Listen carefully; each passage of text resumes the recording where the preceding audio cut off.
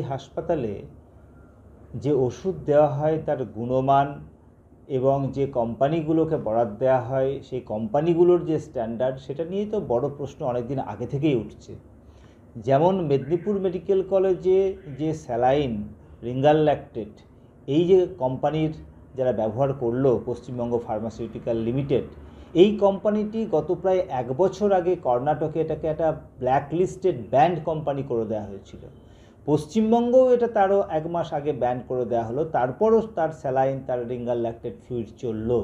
মানুষের মধ্যে প্রশ্ন জাগছে, এই যে বিভিন্ন কোম্পানির ওষুধ যেগুলো তার স্ট্যান্ডার্ড বজায় রাখছে না, তাহলে সরকার কেন নিচ্ছে এগুলো? যে কোম্পানি ব্ল্যাকলিস্টেড হয়ে গেছে তার স্যালাইন কেন ব্যবহার করছে? তাহলে কি শাসক দলের সঙ্গে এই সব কোম্পানিগুলোর কোনো যোগসাজশ রয়েছে এবং সাধারণ মানুষের জীবন নিয়ে কি তাহলে ছিনিমিনি খেলা হচ্ছে?